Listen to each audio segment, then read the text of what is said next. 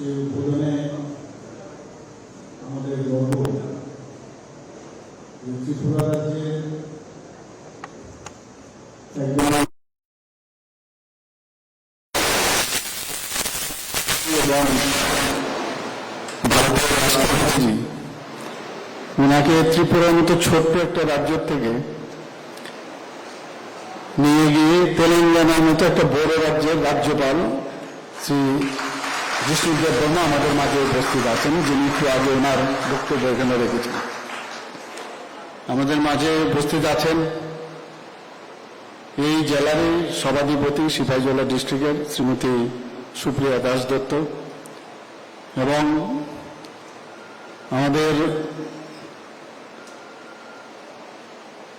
পবিত্র বিধানসভার মাননীয় বিধায়ক এবং এই এলাকার বিধায়ক শ্রী সুবোধ বর্মা মহোদয়, উপস্থিত Shri Rabel H Kumar, special secretary education ডিপার্টমেন্টের, ডিএনএন কালেক্টর সিপাহীজলার শ্রী সিদ্ধার্থ শিব জয়সওয়াল, উপস্থিত Shri NC Sharma, director secondary education, Shri Chirkumar Debbarma, principal এই বিশ্রামগঞ্জ হায়ার সেকেন্ডারি স্কুলের।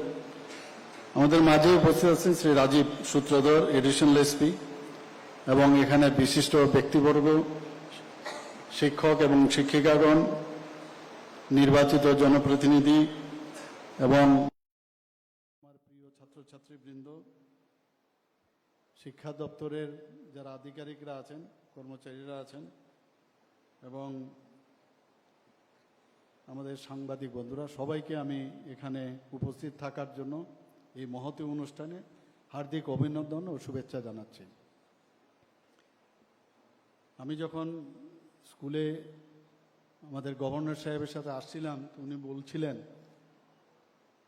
যে কীভাবে স্কুলকে এখানে উনি যেটা বললেন, এখানে আবেগ ওনার জড়িত রয়েছে। এই স্কুলের আজকে এখানে যে ইনফ্রাস্ট্রাকচার ডেভেলপ করেছে, এটা কিন্তু the credit goes to him only.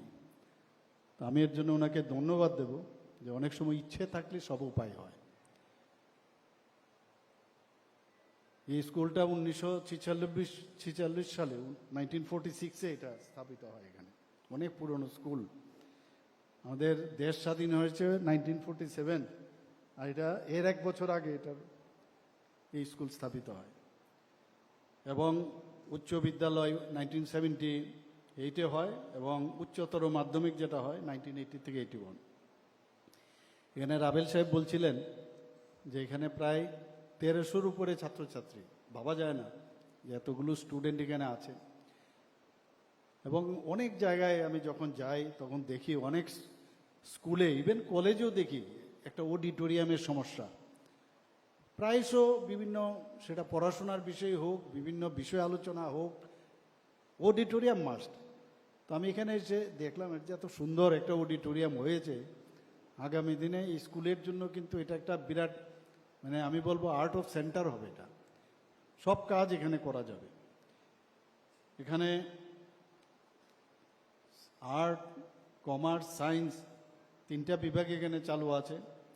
এছাড়াও আইটি এবং এগ্রিকালচারের উপরও বৃত্তিমূলক কোর্স এখানে আমার কাছে যে ডাটা আছে তারও ব্যবস্থা আছে। এবং আইসিটি, ইনফরমেশন অ্যান্ড কমিউনিকেশন টেকনোলজিও এখানে স্টার্ট হয়ে গেছে। ভাবা যায় না বিশ্রামগঞ্জের মতো জায়গায় এই কোর্সগুলো এখন শুরু হয়ে গেছে। এখানে মাননীয় আমাদের তেলেঙ্গানার রাজ্যপাল মহোদয় বলছিলেন যে শুধু পড়াশোনা করলে চলবে না, তার সাথে আমাদের খেলাধুলোও যুক্ত থাকতে হবে। আমরা কিন্তু এই কথাগুলো সব জায়গায় বলি। বুক ওয়ার্ম হলে হবে না, ভালো রেজাল্ট করতে হবে এরকম না। বাস্তব জীবনে অনেক সময় ভালো রেজাল্ট করেছে এরকম আমাদের সময় আমি দেখেছি, কিন্তু বাস্তব জীবনে গিয়ে দেখলাম ওরা কিন্তু অনেকটা পিছিয়ে চলে গেছে। ভালো হয়তো করেছে হয়তো, কিন্তু সমাজের জন্য ওদের দেখলাম যে দায়বদ্ধতা অনেকের কম। কাজে আমার যারা স্টুডেন্ট আছে আমি বলবো এইসব খেলাধুলা, এনসিসি, বিভিন্ন যেসব আমাদের ফিলান্থ্রপিক ওয়ার্ক, এইগুলোর মধ্যে যুক্ত থাকলে, নিজেকে যুক্ত করতে পারলে যখন বড় হবে তখন এগুলো বেস হবে যে আমি সমাজকে আমি চিনি, কোথায় কি সমস্যা আছে। সঙ্গীত, নৃত্য, যোগা, প্রধানমন্ত্রী যে যোগা করেন সবাই জানেন আপনারা, এবং যোগার উপরে কিচ্ছু হতে পারে না, শুধু এটা কসরত না, ব্যায়াম না, যোগের মাধ্যমে আজকে ইন্টারন্যাশনাল ইভেন্ট হিসাবে যোগাকে প্রধানমন্ত্রীজির কারণে সেটা হচ্ছে, আমরা সবাই জানি 21শে জুন। তো সেই জায়গায় আমি বলবো যে যোগার মাধ্যমে who are you, who am I, এটা চলে আসে, মাথা ঠান্ডা থাকে, পড়াশোনায়ও ভালো হয়। তো যোগাটা করা উচিত। আমরা ত্রিপুরা সরকার এবার এডুকেশনে, এখানে সেক্রেটারি মহোদয় আছেন, ডেইলি আমার সাথে কথা হয়। কে না চায় আমাদের এখানে অন্যান্য স্টেটের মধ্যে যা যা ব্যবস্থা আছে আমাদের এখানে কেন হবে না? তো আমরা ত্রিপুরা সরকার বিভিন্ন স্কিম, বিভিন্ন প্রকল্প কিন্তু আমরা নিয়েছি এবং এগুলো কিন্তু ইমপ্লিমেন্টও হচ্ছে। এখানে যদি সুপার 30 প্রকল্পের কথা বলি, I think everybody knows about this super 30। এটা আমরা সুপার 30 কেন নাম দিয়েছি? 30 জন পরীক্ষার মাধ্যমে যারা 10th ক্লাস পাস করবে, সেখান থেকে মানে আমাদের যে টিবিএসসি বোর্ড থেকে, নট সিবিএসসি, এখন সিবিএসসিতে চলে যাওয়াতে ওনাদের পক্ষে সমস্যা হয়ে গেছে। যারা টিবিএসসি যারা আছে, 10ম শ্রেণী পাশ করার পর একটা পরীক্ষা নিই আমরা, সেখানে পরীক্ষা নেওয়ার পরে তাদের 30 জনকে আমরা সিলেক্ট করি। এই 30 জনকে তাদের উপর ডিপেন্ড করবে যে আমাদের দেশের মধ্যে বেস্ট যে কোচিং সেন্টার আছে সেখানে ওদের চয়েসের উপর ডিপেন্ড করে ওনাদেরকে পাঠায়। সেখানে জেই থেকে আরম্ভ করে নিট পরীক্ষার ট্রেনিং নেবে, এবং তাতে করে ত্রিপুরা সরকার তার যে ব্যয় হয় তার জন্য প্রায় 5,30,000 টাকা আমরা কিন্তু তার এই যে ব্যয় বহুল যে বিষয় সেটা কিন্তু আমরা ত্রিপুরা সরকার আমরা এটা নেই, অর্থাৎ আমাদের এডুকেশন ডিপার্টমেন্ট সেটা নেই। এখানে প্রায় এখন পর্যন্ত প্রায় 144 জন স্টুডেন্ট এতে করে এই সুযোগ পেয়েছে। And you will be very happy to know that till now 7 জন আইআইটিতে চান্স পেয়েছে এবং 11 জন এনআইটিতে চান্স পেয়েছে, এমবিবিএস এ 10 জন চান্স পেয়েছে। মানে এটা বলার অর্থ হচ্ছে আমরা যে চেষ্টা করছি যে গুণগত মানের এবং ব্যবহারিক জীবনে যাতে কাজে আসে, সেটা কিন্তু আমাদের সরকার সেটা আমরা করছি। এখন পর্যন্ত প্রায় 7.5 মানে কোটির মতো খরচা হয়েছে তাদেরকে পড়াশোনার দেওয়ার জন্য। আরেকটা প্রকল্প, chief minister's annual state award for excellence to meritorious student, একটা প্রকল্প আমরা নিয়েছি। সেটা কি, যারা মাধ্যমিক এবং উচ্চতর মাধ্যমিকে পাশ করবে তাদের থেকে সেরা 5 জন আমরা সিলেক্ট করি। সেরা 5 জন কারা? যেমন তাদের মধ্যে মেয়েরা থাকতে হবে, যারা এসসি বা এসটি বা দিব্যাঙ্গ বা মাইনরিটি বা অন্যান্য পশ্চাৎপদ শ্রেণী যারা, তাদেরকে আমরা সিলেক্ট করি। তাদেরকে নিয়ে প্রায় 472 জন ছাত্রছাত্রীকে আমরা বিভিন্ন ক্যাটাগরিতে আমরা সিলেক্ট করি, এবং সিলেক্ট করার পরে আপনারা সবাই জানেন যে এখন পর্যন্ত 2018 থেকে শুরু হয়েছে, আমরা অ্যাপল আইপ্যাড ও সার্টিফিকেট আমরা ওদেরকে দিয়েছি উৎসাহিত করার জন্য।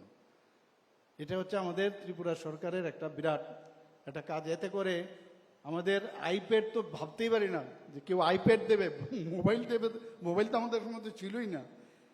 তো এইভাবে আমরা চেষ্টা করছি যে আমাদের ছেলে মেয়েরা যাতে সামনের দিকে এগিয়ে যায়।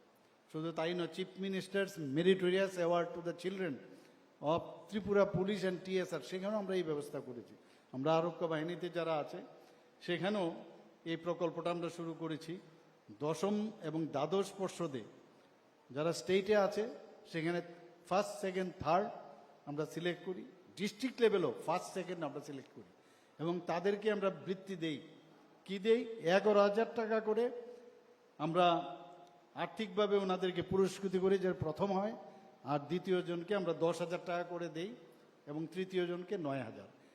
এবং সেই ওয়েতে আমরা ডিস্ট্রিক্টেও যারা হয় তাদেরকে প্রথম আর দ্বিতীয়, এবং সেখানেও আমরা সে 11,000 আর 10,000 দিই।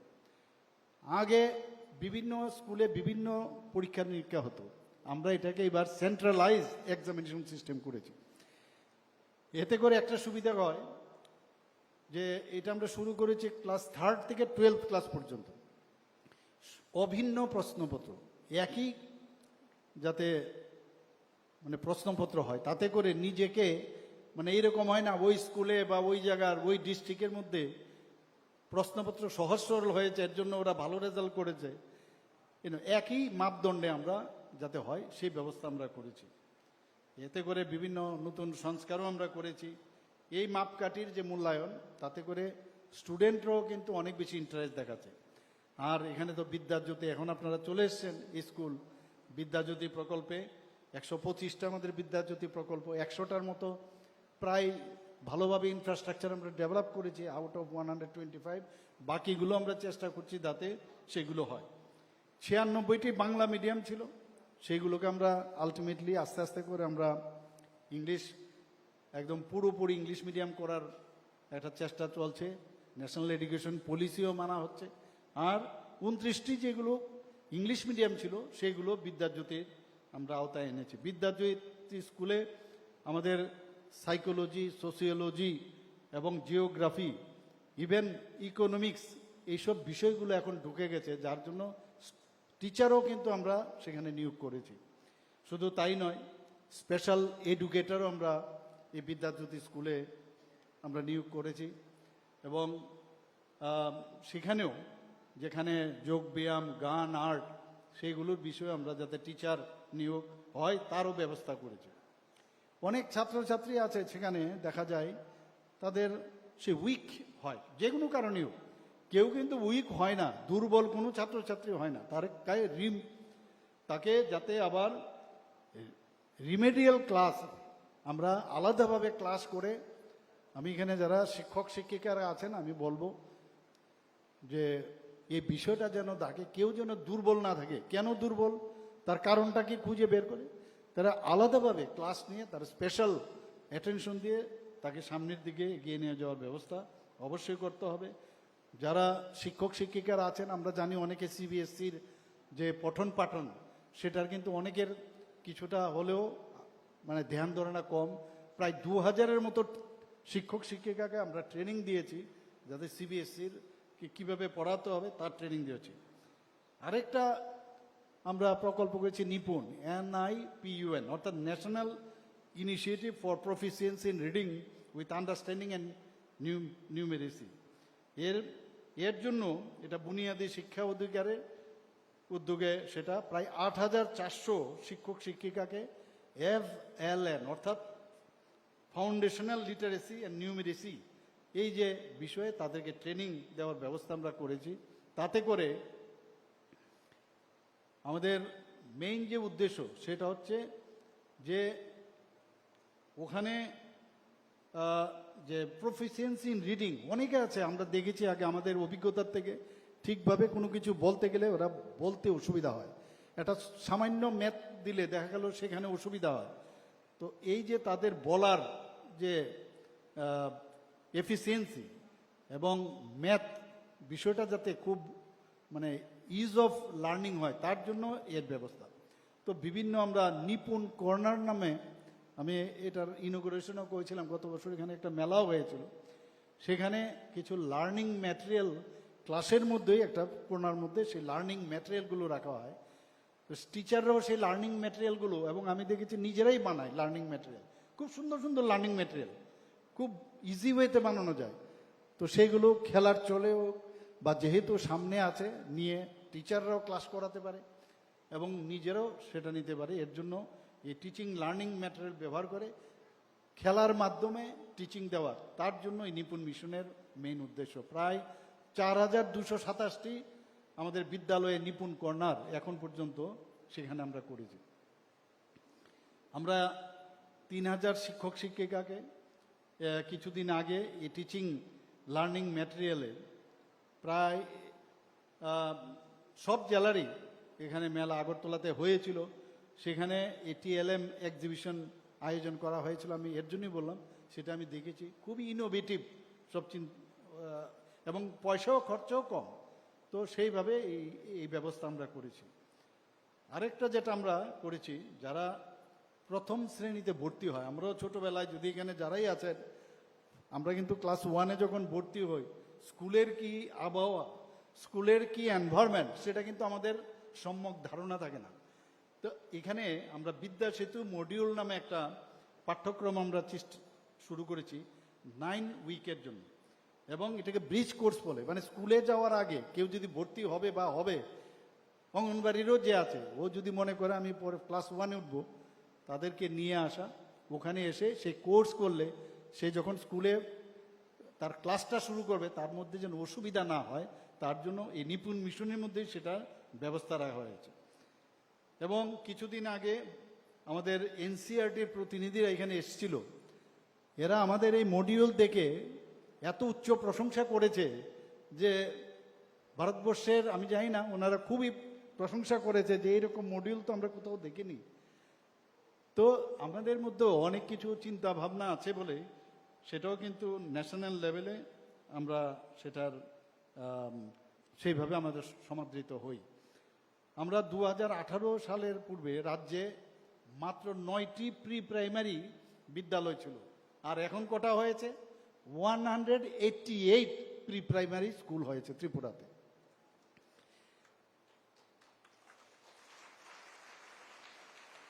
অনেক কথা আমরা শুনতাম আগে, শিক্ষা চাই, শিক্ষা চাই, ন্যাশনাল এডুকেশন পলিসি। আমার এখনো মনে আছে 70 দশকের লাস্টের দিকে খুব হইচই, ন্যাশনাল এডুকেশন পলিসি মানে কেন হবে, এখানে ইমপ্লিমেন্টেশন হবে, এ নিয়ে খুব হইচই। আগরতলা শহর তো একদম কম্পমান প্রসেশন করেছে তৎকালীন সময়ের যারা সরকার চালিয়েছে এবং তাদের ছাত্র সংগঠন। তো আমরাও বুঝতাম না কেন চিৎকার করছে, হয়তোবা ওরা তাত্ত্বিক কথা বলতো আর আমরা বাঁচতাম ঠিক। কিন্তু আজকের তারিখে 33 বছর পর মাননীয় প্রধানমন্ত্রীজির উদ্যোগে আজকে এই ন্যাশনাল এডুকেশন পলিসি এখানে ত্রিপুরাতেও স্টার্ট হয়েছে। সারা ভারতবর্ষে এটা খুবই প্রয়োজন ছিল। তো সেটাই বলছিলাম, যেখানে 9টা প্রি প্রাইমারি স্কুল ছিল, আজকে আমাদের এখানে 188টা প্রি প্রাইমারি স্কুল। এবং সব কটার মধ্যেই রবীন্দ্রনাথ ঠাকুর যে কারণে পড়াশোনা স্কুলে যেত না, আমরা সবাই জানি, স্কুলে কিন্তু যেত না, কারণ স্কুলের ভিতরে পড়াশোনা অনেকটা সমস্যা হয়। মনে করো ঘরের ভিতরে আমরা ভাবি তো এটা, কিন্তু এইরকম একজন লিজেন্ড ব্যক্তি ক্লাসের মধ্যে পড়েনি, কিন্তু উনার সমস্ত মানে কীর্তিমান যে সব উনি করে গেছেন, কীর্তি সৃষ্টি করে গেছেন, সেইগুলো পড়ে এখন মানুষ পিএইচডি করছে। তো শেষ নেই উনার কথা বলে। তো খেলার ছলে যে শিশুদের শিক্ষা, সেই কারণে আমরাও চেষ্টা করছি যে সেটা যেন হয়। এবং আমরা এখন পর্যন্ত প্রি প্রাইমারি স্কুলে প্রায় 12,139 জন ছাত্রছাত্রী বর্তমানে আমাদের প্রি প্রাইমারি স্কুলে হয়েছে। এবং যাতে তাদের প্রি প্রাইমারি স্কুলে আয়ার দরকার, কারণ আয়ারা যদি না থাকে তাদের বাচ্চাদের দেখে রাখা মুশকিল, তাদেরও আমরা সেখানে প্রতিটি স্কুলে তাদেরকে আমরা রেখেছি। এবং এই 950 জন শিক্ষক শিক্ষিকাকে এই যে বুনিয়াদী শিক্ষা অধিকারের, এগুলো কিন্তু রাইট এখন হয়ে গেছে, যে রাইট টু এডুকেশন যে কথাটা, সেই অনুযায়ী প্রি প্রাইমারি শাখার উদ্যোগে সেই 950 জন শিক্ষককে ট্রেনিংও দেওয়া হয়েছে। এবং বিভিন্ন পাপড়টির মাধ্যমে আমরা এখানে চেষ্টা করছি। মিশন মুকুল, আমি জানি না আপনারা হয়তোবা যারা এখানে ডাইরেক্টরেট লেভেলে আছেন বা টিচাররা হয়তোবা জানবেন, কিন্তু অনেকে জানে না, আমরাই জানি না মুকুল কি। মুকুলের যে বিষয় সেটা শুনলে মানে সত্যি আমরা অবাক হয়ে যাই। কি 3টে অঙ্গনবাড়ি কেন্দ্রের কমসে কম মানে 3টা অঙ্গনবাড়ি কেন্দ্রে সর্বাধিক 3টা অঙ্গনবাড়ি কেন্দ্রের ওদেরকে যে কোনো একটা বিদ্যালয়ের সাথে ওদের যুক্ত করতে হয়।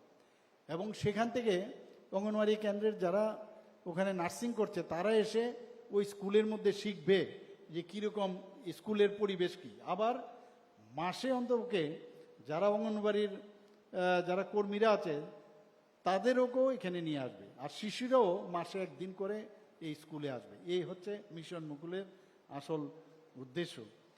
বন্দে ত্রিপুরা, আমি নিজেও গেছিলাম, যে চ্যানেলগুলো হয় বন্দে ত্রিপুরা, পিএমই বিদ্যালয় চ্যানেল, মানে সত্যি অবাক হওয়ার মতো। এখন ঘরে বসেও আমরা পড়াশোনা করতে পারি এবং এখানে অবধি প্রায় 2100 চ্যানেলের যে মাধ্যমে যে রেকর্ড হয়েছে, প্রায় ক্লাস হয়েছে প্রায় 2100, 1600 লাইভ ক্লাস সম্প্রচার করা হয়েছে। ইউটিউব চ্যানেলে 1500 ক্লাস আপডেট করেছে। আমার ঘরের ভিতর এখন ইচ্ছে করছে না পড়াশোনা করতে, বা আমি এখন যেরকম চাইছি যে এখানে কোনো ক্লাস নিতে বুঝাতে চেষ্টা করছি, তো ঠিক আছে, বাড়িতে গিয়ে যখন স্টুডেন্ট সেটাকে ইউটিউব থেকে আপলোড করে সে কিন্তু সেটা আবার পড়তে পারবে। আপনারা শুনে খুশি হবেন, এই বন্দে ত্রিপুরা টিউব চ্যানেল প্রায় 29,000 সাবস্ক্রাইবার রয়েছে সেই বন্দে ত্রিপুরা, ভাবা যায় কোনো দিন? তো সেইভাবে আমাদের কাজ চলছে। আমাদের 5টি প্রাইম মিনিস্টার বিদ্যা ডিটিএইচ টিভি চ্যানেল শুরু হয়েছে। আরেকটা বিষয়, যারা আমাদের সরকার একটা নতুন উদ্যোগ গ্রহণ করেছে এবং সেটার বাস্তবায়নের জন্য এনসিইআরটির মাধ্যমে ষষ্ঠ এবং নবম এই দুটো জায়গার মধ্যে আমরা টার্গেট এরিয়া, যে বিজ্ঞান সম্পর্কে অনেকে কিন্তু অনীহা প্রকাশ করে। আমরা ইসরায়েলের কথা যদি বলি, অতি অল্প সংখ্যক ওখানের লোক সংখ্যা, if I am not wrong 1 crore থেকেও বোধহয় কম হবে, এখানে 1 করোড় থেকেও কম। আজকে এই ইসরায়েলকে দেখে সবাই ভয় পায়। আর এত সব জিনিস ওখানে হয়, তাদেরকে মাস্ট ওখানে, আমি যা ওদের সম্পর্কে জানার চেষ্টা করেছি, যে ফার্স্ট হচ্ছে সায়েন্স তোমাদের পড়তে হবে। তো এই যে সায়েন্স আমাদের ত্রিপুরাতে অনেকে বা ভারতবর্ষের অনেকে এই জিনিসটা অনেকে মনে করে না আমি এটা পড়বো। তো ষষ্ঠ এবং নবম শ্রেণীতে এই বিজ্ঞান গণিত যাতে প্রতিভা যাদের আছে তাদেরকে মানে ডিসকভার করার জন্য এই আয়োজন করা হয়েছে। তাতে করে তাদেরকে একটা পরীক্ষার মাধ্যমে প্রায় 400 জন শিক্ষার্থীকে আমরা 500 টাকা করে এই ডিপার্টমেন্ট থেকে, এডুকেশন ডিপার্টমেন্ট থেকে দিচ্ছে, এবং 15 মাসের জন্য সেই বৃত্তি প্রদান করা হয়, যাতে করে তাদের মধ্যে, এটা হচ্ছে যারা নবম শ্রেণীর, আর জুনিয়র বেসিকে মানে জুনিয়রে যারা ষষ্ঠ শ্রেণীতে, তাদেরকে 100 জন শিক্ষার্থীকে 400 টাকা করে, সেখানেও 15 মাসের জন্য বৃত্তি প্রদান করা হয়, যাতে করে ওরা বিজ্ঞানের প্রতি আকৃষ্ট হয়। প্রয়াস প্রকল্প আর একটা, সেটা এসসিআরটি আমাদের, সেখানে আমরা ওয়ার্ক বুক আমরা নিজেরা বিনামূল্যে ছাপিয়ে আমরা স্টুডেন্টদের কাছে সেটা আমরা দেই, প্রায় 22 লক্ষ কপি। এর মধ্যে 85টি ওয়ার্কবুকের প্রায় 22 লক্ষ কপি এখন পর্যন্ত দেওয়া হয়েছে। আরেকটা খুব ইম্পর্ট্যান্ট, আমার খুব ভালো লাগছিল যখন এটা পড়ছিলাম, সহর্ষ একটা প্রকল্প।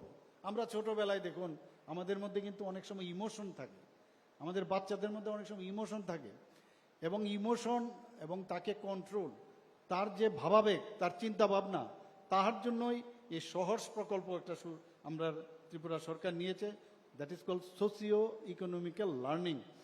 প্রথম থেকে 8th স্ট্যান্ডার্ড পর্যন্ত যারা আছে তাদের প্রতিদিন 25 মিনিট করে সরকারি স্কুলে একটি করে পিরিয়ড নেওয়া হয়, এবং তাতে করে যে মেইন যে উদ্দেশ্য, তাদের চিন্তা ভাবনা, তাদের অনুভূতি যাতে মুক্তভাবে প্রকাশ করতে পারে, আবেগকে নিয়ন্ত্রণ করার, ক্রোধ, অনেক আমরা কিন্তু রেগে যাই অনেক সময়, তা আবেগকে কিভাবে কন্ট্রোল করা যায়, অনেক সময় ভয় পাই আমরা অনেক বিষয়ে, সেই ভয়কে কিভাবে তাকে মানে ওভারকাম করা যায়, মনোযোগ, কনসেন্ট্রেশন করা পড়াশোনার মধ্যে, শেখার আগ্রহ, ব্যক্তিগত বিকাশ উদ্যোগ, সেই অনুযায়ী এই সহর্ষের আমরা শুরু করেছি। প্রধানমন্ত্রী পিএমসি স্কুল আপনারা সবাই জানেন, এর মধ্যে আমরা শুরু হয়েছি, এটা একটা অভিনব প্রকল্প, এবং এই যে স্কুলগুলো আমরা এখন অবধি নিয়েছি সেগুলোকে গ্রিন স্কুল হিসাবে আমরা গড়ে তোলার চেষ্টা করি। ভারতের সংস্কৃতি আগে একটা আমরা সবাই জানি, এখন কথায় কথায়, কালকেও আমার একজন রিলেটিভ এসেছিল, ওর ছেলে আমেরিকাতে থাকে, যাকে জিজ্ঞেস করি, আমরাও অনেক সময় গর্ববোধ করি, আমার ছেলে, আমার মেয়ে আমেরিকা থাকে, বিদেশ থাকে। একটা সময় ছিল যে ভারতবর্ষে মানুষ পড়তে আসতো, নালন্দা হোক, আমাদের তক্ষশিলেই হোক, এরকম বড় বড় বিশ্ববিদ্যালয়ে মানুষ পড়তে আসতো, এখন আমরা বাইরে যাই পড়তে। তো প্রধানমন্ত্রী নরেন্দ্র মোদীজি 2014-তে যখন প্রধানমন্ত্রী হন, তারপর থেকে কিন্তু নতুন করে চেষ্টা হয়েছে এখন, যে না, আমাদের শিক্ষা ব্যবস্থা, আমাদের ভারতীয় তত্ত্বর যে শিক্ষা, সেটা আমরা যদি আবার নতুন করে সেটাকে তৈরি করতে পারি, তাহলে এই পিএমসি স্কুলে সেই ভাবধারাই, যে আমাদের ঐতিহ্য, দেশের ঐতিহ্য এবং ভারতের যে মূল্যবোধ, সেটাকে স্টুডেন্টদের মধ্যে যাতে সেই ভাবধারা আমরা দিতে পারি, তার জন্য সেটা শুরু হয়েছে। 55টি স্কুলকে এখন পর্যন্ত নেওয়া হয়েছে পিএমসির আওতায়, বাকি আরও 27টি 2024-25 আমরা নেব। পিএম জনমন নিশ্চয়ই আপনারা শুনেছেন। পিএম জনমন প্রধানমন্ত্রীর আরেকটা খুব ইম্পর্ট্যান্ট প্রকল্প। সেটা কি বলছে, যে অন্তিম ব্যক্তি যাদের কথা কেউ চিনত না, যারা প্রিমিটিভ জনজাতি আছে, তাদের জন্য এই প্রকল্প, মানে তাদেরও পড়াশোনার রাইট তাদেরও আছে, তার জন্য এটা শুরু হয়েছে। এখন পর্যন্ত আমরা 60টি স্কুল, এবং সেটা প্রধানমন্ত্রীজি 15ই নভেম্বর আপনারা জানেন জনজাতীয় গৌরব দিবস মানে উদ্বোধন করেন, সেদিন সেটার উনি সেই প্রকল্পটা উনি উদ্বোধন করেন। ত্রিপুরাতে এখন অবধি 60টি স্কুল হয়েছে, আরও 60টি স্কুল এই প্রকল্পতে আসবে। আইসিটি স্কুল অর্থাৎ আইসিটি ইন স্কুল, অর্থাৎ শিক্ষার্থীদের computer must in the school. আমাদের মনে আছে, আমি যখন পোস্ট গ্রাজুয়েশন করতে গেছি, আমার এখনও মনে আছে, তো আমরা তো টাইপ করে করে শিখতাম। বাড়িতে একটা লেটার হতো, তো এইরকম করতাম করে টাইপ করে করে লেটার, আর মনে করতাম আমি তো আমার থেকে ভালো টাইপ আর কেউ জানে না, যে কোনো লেটার লিখে ফেলতে পারি। তো তখনও কিন্তু কম্পিউটারে শুরু হয়নি। তো একদিন আমার হেড অফ দ্য ডিপার্টমেন্ট আমাকে বলছে যে এটা আমার থেকে, আমি একটা চিঠি আমি ড্রাফটিং দিচ্ছি, তুমি লিখে। তো উনি বলছেন, যাই হোক আমি শুনলাম, বলে প্রিন্ট আউট নিকালকে লে আও। আমরা প্রিন্ট আউট তো অদ্ভুত, প্রিন্ট আউট কোথার থেকে নিয়ে আসবো? তো গিয়ে দেখলাম ওনার ক্লাস রুমের মধ্যে একটা জায়গার মধ্যে একটা ছেলে এরকম, তখন ওয়ার্ড সিস্টেম আসতো, মুখস্থ করতে হতো, এত ইজি না এখন। আমি তো মাথা খারাপ হয়ে গেছে, কী করে এটা বের করবো। তো তারপরে ওই 1300 টাকা খরচ করে রাত্রিবেলা পেশেন্ট দেখে সে ওয়ার্ড শেষ করে আবার সে ট্রেনিং দিয়ে 13 মাসের কোর্স আমার করতে হয়েছে। আর আজকে আমরা বলছি যে স্কুল লেভেলে মানে computer not outside of the school, inside the school. এর জন্য ইনফরমেশন অ্যান্ড কমিউনিকেশন টেকনোলজি আমরা প্রায় 181টি বিদ্যালয়ে সেটা বাস্তবায়নের জন্য আমরা করেছি। আমরা নবম শ্রেণী এবং একটা বৃত্তিমূলক ভোকেশনাল একটা কর্মসংস্থান যাতে বাড়ে, পড়াশোনার সাথে সাথে কর্মসংস্থানের ভোকেশনাল যে ট্রেনিং সেটারও ব্যবস্থা আমরা করেছি। স্মার্ট ক্লাসরুম, আমরা সবসময় বলি স্মার্ট ক্লাসরুম। ডেন্টাল কলেজ আমরা কিছুদিন আগে খুলেছিলাম, সেখানে গিয়ে দেখি, আমরাও মেডিকেল কলেজে, আমিও টিচার ছিলাম, আমাদেরও স্মার্ট ক্লাস আমি পাইনি। তো যে যাই হোক, পিপিটিতে আমি পড়িয়েছি। এখন স্মার্ট ক্লাসে এখন একদম কম্পিউটারে আমরা যেরকম দেখি সেভাবে 3Dতে 3 ডাইমেনশনালি হোক যে কোনো জিনিস আমরা দেখানো স্টুডেন্টকে পড়াতে, সেই স্মার্ট ক্লাসগুলো এখন ভিডিও এবং অডিওর যে সংমিশ্রণ সেটা আমরা শুরু করেছি। এর মধ্যে রাজ্যের প্রায় 854টি স্কুলে এই প্রকল্পটি অলরেডি চলছে, আরও 32টি স্কুলে সেটা হবে। আর একটা মজার জিনিস, টিঙ্কারিং ল্যাব। আর এটা আবার কি টিঙ্কারিং ল্যাব? সেখানেও আমি নিজেও গেছি উমাকান্ত স্কুলে, যে টিঙ্কারিং ল্যাবের তো নাম শুনেছি, গিয়ে দেখলাম স্টুডেন্টরা নিজেরা তাদের নিজেদের যে মানে ইনোভেটিভ আইডিয়াতে টিচাররা হেল্প করছে, সেইভাবে ওরা তৈরির চেষ্টা করছে। এবং এতে করে যে তাদের যে কিট এবং সরঞ্জাম সেটাও স্কুলের থেকে দেওয়া হয়, এবং নতুন নতুন আইডিয়া নিয়ে 3D প্রিন্টিং, তারপরে রোবোটিক্স ইত্যাদি এখন এই টিঙ্কারিং ল্যাবে হয়। এখন পর্যন্ত আমাদের 267টি স্কুলে এই ল্যাব স্থাপন করা হয়েছে। আমি এখানে হয়তোবা বলবে যে এখানে টিবিএসসির বিষয়ে আমি বলছি, কিন্তু you are all from now Tripura. তো আমাদের টিবিএসসি হোক, সিবিএসসি হোক, আর যাই হোক, আমাদের মেইন উদ্দেশ্য হচ্ছে একটা কম্পিটিশন, হেলদি কম্পিটিশন হওয়া উচিত। আমরাও কোনো অংশে কম নই, আমাদের ত্রিপুরার ছেলেমেয়েরাও কোনো অংশে কম নয়। এখন তো সব দিকে, আজকে শুধু পড়াশোনা না, খেলাধুলাই হোক। আজকে আমাদের যখন গান বাজনাতেও দেখি, রিয়েলিটি শোতেও আমাদের ছেলে মেয়েরা ভালো করছে এখন। ইভেন কিছুদিন আগে দেখলাম একটা মেয়ে এসে আমার সাথে দেখা করলো, মডেলিংও ত্রিপুরার এক মেয়ে, এত আমাদের ফেমিনিন যে কম্পিটিশন সেখানে চান্স পেয়ে গেছে। তো কোনো অংশে যে কেউ যদি মনে করে যে শুধু পড়াশোনা করবে, তাই না, পড়াশোনার পাশাপাশি আগে আমরা বলতাম ডাক্তার আর ইঞ্জিনিয়ার হলেই চলবে, আর কিচ্ছু লাগবে না। এখন আর ডাক্তার ইঞ্জিনিয়ার এরকম না, এত এভিনিউজ খুলেছে যে এগুলোতে কেউ আসতে চায় না। আমি আশা করি আমাদের মাননীয় গভর্নর সাহেব তেলেঙ্গানার, উনি অলরেডি বলেছেন, আবেদন করেছেন এই স্কুল থেকে আগামী দিন যেন একটা